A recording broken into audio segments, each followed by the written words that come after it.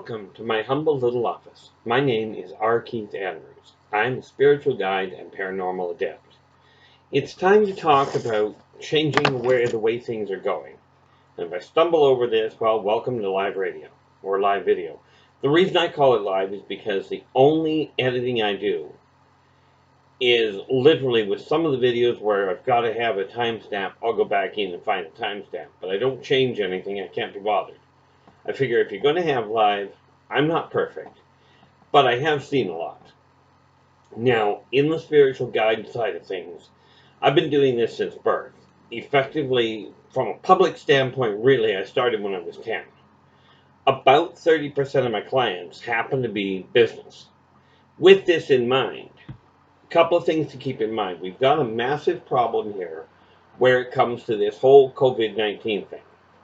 Now, this is a problem, and people are doing the best they can, and just very briefly, I encourage people to follow the guidelines that are being laid out in order to make this easier for everybody. However, this is also an opportunity to really change the way you're doing things. The way that was being done, that things were being done, is clearly problematic. So, let's get back to the basics. This is the time, if you own your own business, if you're running your own house, if you've got your own education that you're putting in place, now is the time to make the change. Now, I'm going to focus primarily on business. Okay, however, it does translate a little into the house as well. Okay, now, this applies to small business all the way up to your multinationals. Okay, they all run the same way, they just have more money. Okay, it's kind of like off-worlders. You know, they've got better toys, but that doesn't necessarily mean they're better people. So, let's stay focused, shall we? That was more to me, not to you. So the first thing we look at is we cannot change anything from the past. You are where you are. How you got there is, you know how you got there, or you may not, but how you got there is not half as important as where you go from here. So this is the time to assess your house, assess the way your business is running. Are you content with the way it's running? Are you content with the profitability? Are you content with the way your staff is treating you or the way you're treating your staff? Okay, first rule of thumb. The way business seems to have run for the majority of people is the bottom line, that dollar. Now, the dollar is extremely important in business. Okay, I know that myself. I agree with you wholeheartedly there. However, you've got to start looking at it as a side effect. There's an old saying that goes, if you take care of the pennies, the dollars will take care of themselves. And here's how that works. If your staff is happy, they will treat you properly. If we look at restaurants, if your servers are doing their job properly, they will get tips.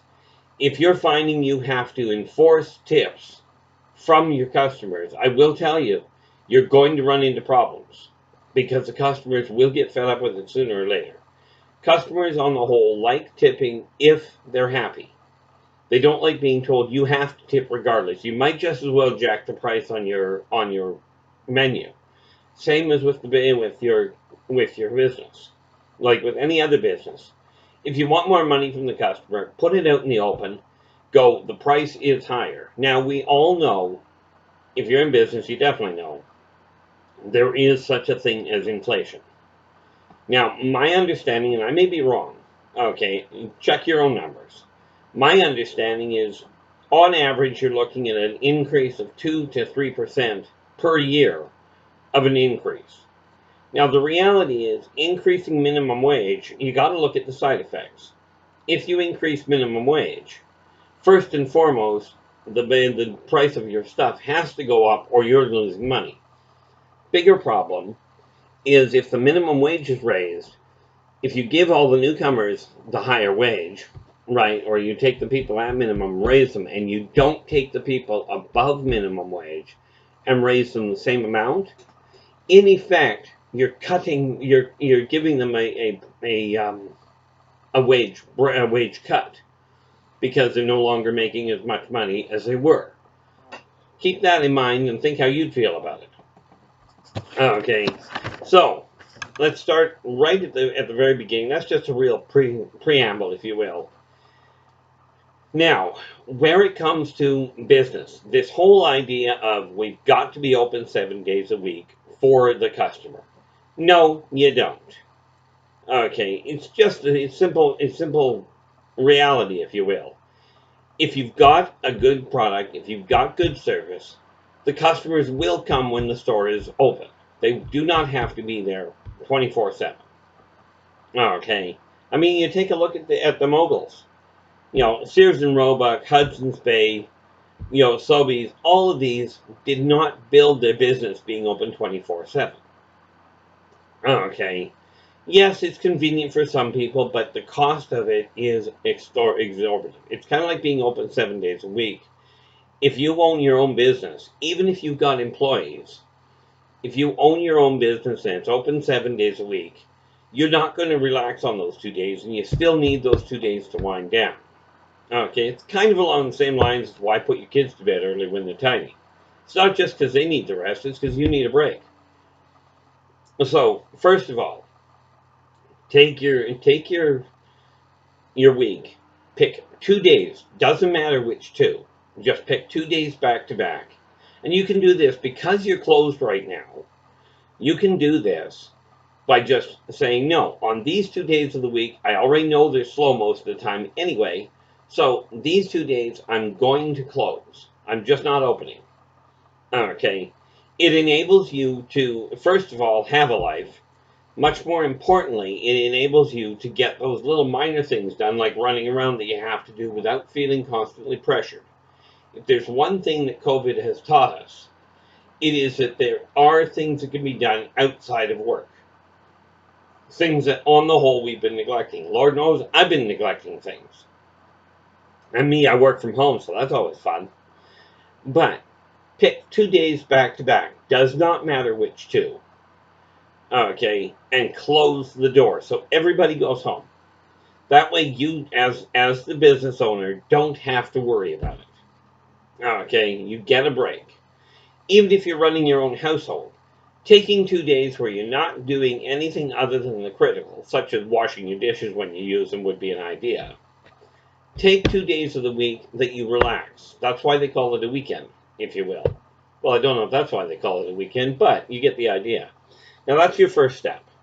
Pick 2 days back to back that you're closed. Okay, people will understand the idea. I'm closed till I'm closed on. In my case, I'm closed Sunday, Monday. So if you don't hear from me on those 2 days, it's because I probably didn't walk into the office. Okay, now once you've got those 2 days done, now we look at the whole concept of running a business requires a cash flow. So now the reason I'm going to show you this, and I don't know if you'll be able to read it or not, but I'm going to show it anyway. When I talk about the tools that I'm saying these are what are required, there's a couple of things to keep in mind. First and foremost, this little sign here. We have legally attained a minimum of $2,000 by 11:59 p.m. on April 30th, 2020. The reason I have done that, I keep that in my office. Now, it's very specific the way that I put the number down. Now, the $2,000 that I've got, that's what it costs me approximately to run my house, to run my business. Okay, that covers rent, covers utilities, covers your incidentals, including your insurance. Okay, now the reason you put it obviously legally attained is, well, it really doesn't make a lot of difference where the money comes from if it's legal. If there's no extra strings attached, it doesn't matter to you if you earned it or if you found it, or for that matter, if somebody gifted it to you. A lot of nonprofits have a tendency of people obviously giving them money. How they get the money they require does not really matter as long as it's legal. Now, the reality is, by putting this on paper where you can see it, okay, it automatically gears the energy, it pulls the energy out of the spiritual world into the material world where it can be made manifest. Now, there's a lot of people out there that are going to look at this and go, well, That's not practical. Well, it may not be, and you don't even have to believe it works. Give it a try. No, don't give it a try. Put the sign up. Okay, change that 2000 to what you require to actually make that and to actually make your bills. Okay. The second thing we look at, and there's a lot of different names for it. I call it a policy book. Okay. I've got company policies listed down. What they are, what the actual policy is, when the policy was made, and why the policy was made. This way, when you get faced with a situation, especially if you've got employees, when a customer comes to them and says, "What this is what I want," they can grab the policy book and go, "Oh, well, this is what it said. This is our policy." Now, understand, all things have to be. You've got to be ready to adjust them on a case-by-case basis, but it gives you a starting line. And the important factor here is go back over your policies every 3 to 6 months. Make sure they're still current. Okay, because some policies will work great. Like if we go back a little bit, and the older people will understand this. Years ago, we had things called fax machines. Well, of course, you had policies to deal with faxes. Well, faxes are no longer exactly what we call commonplace. There are a few people that still use them, but not many, especially not comparatively. So put the policies in place. Okay. Again, these are techniques that will simply streamline the way your business is working. Okay, and we will get to this neat little thing about how to time expansion pretty quick. But once you've got the policy book done, now you take a look at the way you're running things. Now, understand, there are two ways of dealing with any complication. You can either deal with it negatively or positively. It's up to you. But the very strong recommendation, minimize the negative, maximize the positive. Meaning, if you've got a staff member or a customer that is causing a problem, okay, quietly pull them aside and quietly deal with it as effectively as you can, and then be done with it. Okay, let it go. If it's a staff member, and I saw it done once in a restaurant, and it was great. The staff member did something very wrong, and the boss caught the staff member, called them into the office. They took them into the office. There was no yelling. There was no screaming. It was just took them into the office. They were back in the office for maybe 2 minutes, and they were back out. The same manager had something a compliment handed to them, and they turned around without. And you may not agree with this method, but they turned around without going away from where they were, and they called back into the kitchen and complimented the whole staff, saying, "Thank you very much. You've got a real thumbs up from a customer. Keep up the good work." They broadcast the fact that the staff was doing well.